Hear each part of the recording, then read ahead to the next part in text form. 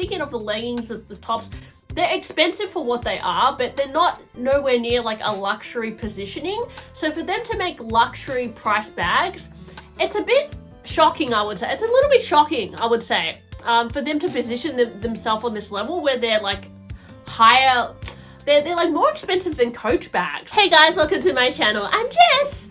Okay, so I have a lot to say about this Alo handbag. Alo Yoga, that if you haven't heard of them, they're similar to Lululemon. They're kind of like a premium athleisure brand. I've heard of Alo Yoga a few years ago when I was looking for yoga pants, leggings, and I found them on sale. I think it could have been on, I can't even remember. It was some website that sold a lot of different yoga clothing and all that, and I bought them on sale, and I never thought much of them. I just thought they were like kind of like on a similar level to like Spanx or something, like kind of more of those fancy legging brands. But over the years, I've noticed that Alo Yoga has become like a real cool thing to wear, and people are like wearing those hats, and they have like the little bag and everything. And I think it's bigger on TikTok because I don't really see it on my social media.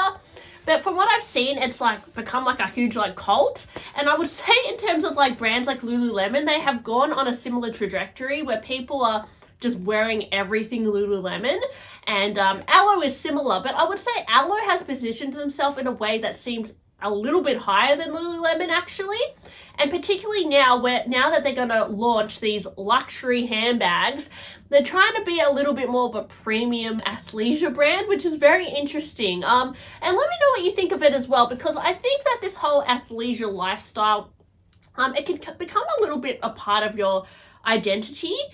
You know, I don't really care what you do with your life, guys, but I know that there's people who they dedicate to their life to working out, wellness. Their diet is their whole life, and it becomes a huge part of their identity.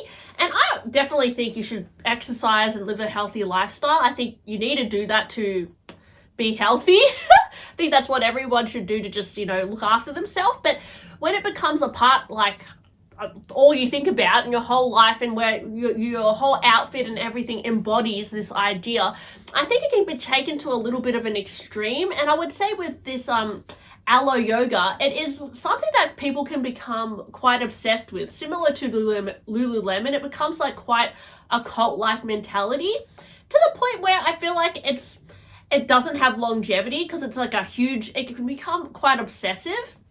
And I found myself becoming quite obsessive with health and well-being a few years ago. I used to practice Bikram yoga for maybe 7 or 8 years, and I almost went to Mexico to become a yoga teacher actually. But there's been like a few documentaries about Bikram and all that, and I got a bit like skeptical about it, so I didn't end up going. But there was this time in my life where I was very much about health and well-being, and then I kind of like, I don't know, I didn't grow out of it. I kind of just like tried to find more of a balance in my life.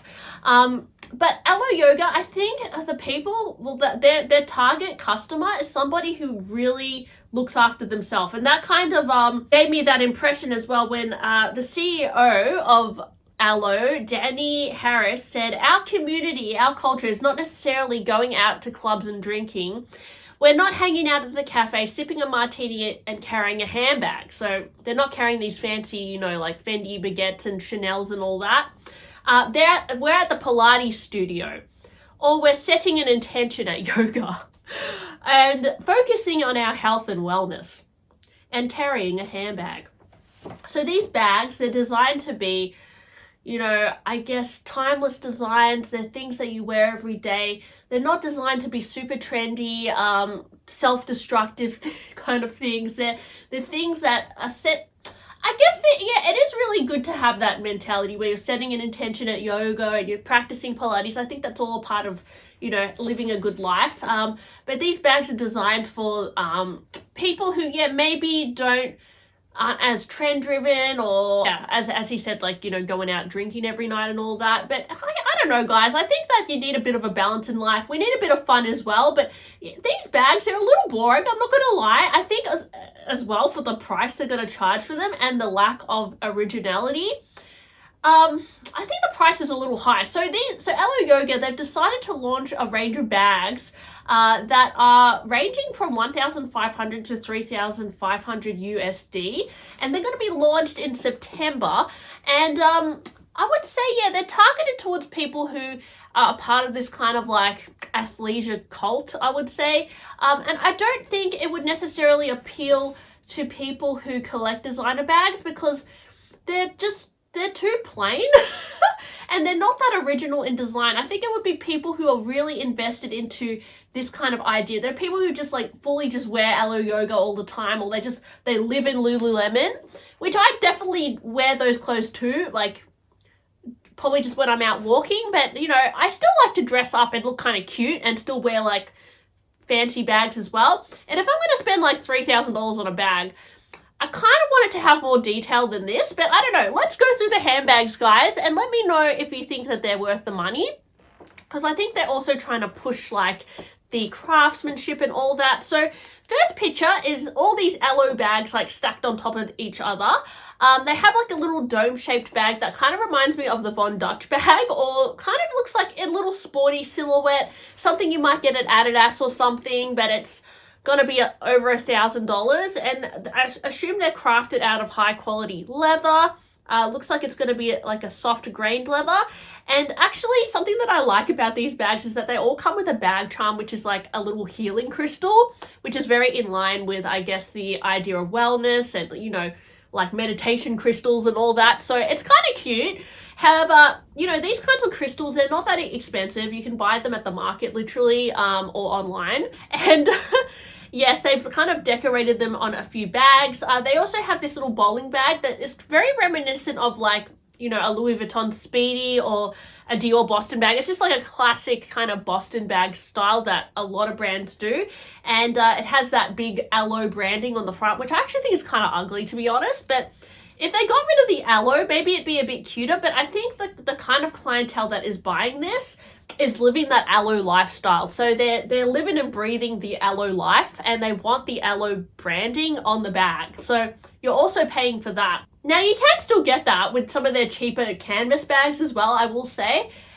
Which is why I think the price is a bit ridiculous, because Alo Yoga is not actually that expensive. If you're thinking of the leggings, the tops, they're expensive for what they are, but they're not nowhere near like a luxury positioning. So for them to make luxury price bags, it's a bit shocking, I would say. It's a little bit shocking, I would say, for them to position themselves on this level where they're like higher.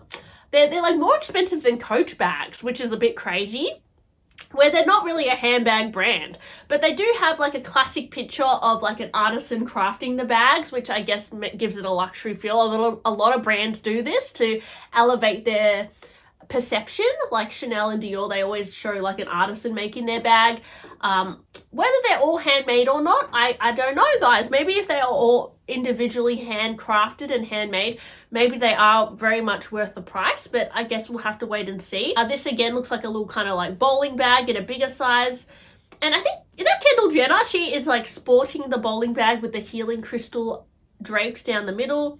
There's also going to be a few suede bucket bags, another very classic silhouette you can get from many brands, whether Louis Vuitton, Coach, The Row, they're all doing this bucket bag. Even Hermes have a bucket bag. I've seen like a vintage market tote that they do.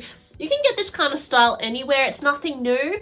The only thing that is setting it apart is the Alo little logo, the healing crystal, and I'm going to say the craftsmanship is going to have to be really good for them to justify that price point. Going to be available September 9th from Beverly Hills stores, Soho, Aspen, and London's Regent Street. And you will also be able to do online orders, apparently. So I'll be curious to see if these sell out, because I know that Alo on social media is a very hyped brand.